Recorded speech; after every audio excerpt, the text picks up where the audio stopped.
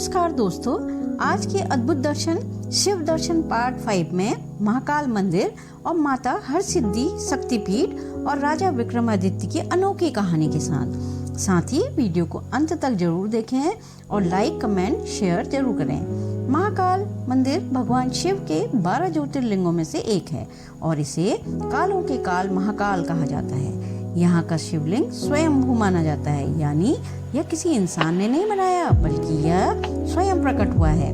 उज्जैन, जिसे पहले अवंतिका कहा जाता था, भारत के प्राचीनतम नगरों में से एक है। यह शिप्रा नदी के किनारे बसा है और इसे कालों की नगरी कहा जाता है। जैसे ही उज्जैन स्टेशन पर ट्रेन रुकती है, आप पहली बार धरती पर कदम रखते हैं तो दिल की धड़कन थोड़ी तेज हो जाती है।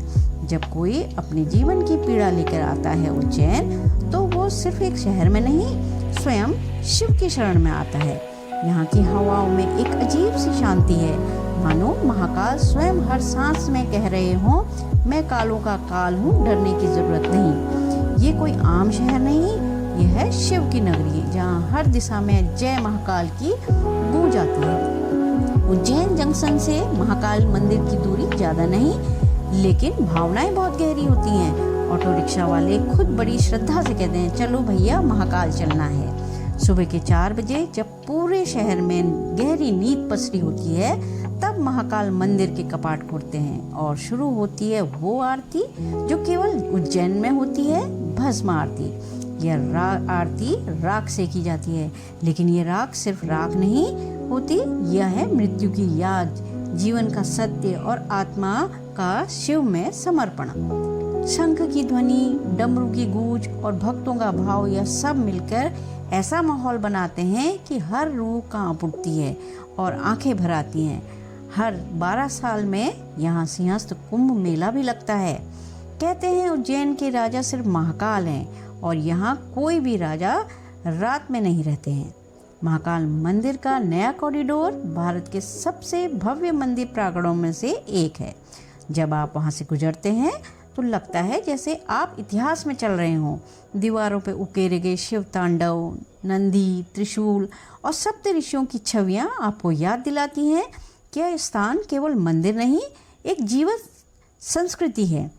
मंदिर के प्रांगण के समीप राजा विक्रमादित्य का टीला है, जहाँ पर वो निष्पक्ष न्याय करते थे। सत्य का साथ देने वाला कभी नहीं हारता। यह संदेश राजा विक्रमादित्य की बुद्धिमत्ता और न्यायप्रियता की गवाही देता है। विक्रम और बेताल की सभी कहानियां इस बात का प्रत्यक्ष प्रमाण है। उज्जैन से महाकाल की नगरी नहीं, ये है राजा विक्रमादित्य की कर्मभूमि।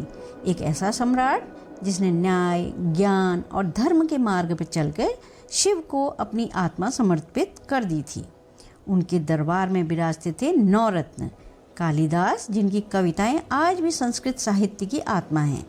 वराहमिहिर, खगोल और ज्योतिष शास्त्र के ज्ञाता। शंकु, जो वास्तुशास्त्र के जनक माने जाते हैं। धन्वंतरी, जिन्हें बिना आयुर्वेद अधूरा है। और अन्य 4, अमर सिंह, घटकर पार, सरतंत्र, कुमारिल भट्ट और बेताल भट्ट। हर रत्न अपने आप में एक ब्रह्मांड था। इन 9 रत्नों की चमक से उज्जैन एक बौद्धिक तीर्थ बन गया और फिर इस अद्भुत आध्यात्मिक यात्रा का अंतिम पड़ाव है माता हरसिद्धि का मंदिर। कहा जाता है कि जब सती का अंग यहाँ गिरा था, तब से माँ हरसिद्धि इस भूमि की रक्षा कर रही हैं। मंदिर में जब आप प्रवेश करते हैं तो माँ की विशाल मूर्ति के साथ जलते हुए दीप स्तंभ आपके मन को असीम ऊर्जा से भर देते हैं। यहाँ आकर लगता है जैसे माँ खुद कह रही हो, जो मेरी शरण में आया उसकी मैंने झोली भर देनी है। उज्जैन की इस यात्रा में केवल मंदिर नहीं देखे जाते, यहाँ आस्था, इतिहास, आत्मा तीनों शिव के चरणों में मिल जाते हैं। और जब आप इस पवित्र नगरी से लौटते हैं तो कुछ ना कुछ छूट जाता है, शायद दुख, भय या शायद वो अहंकार जो शिव की दृष्टि के सामने टिक ही नहीं पाता।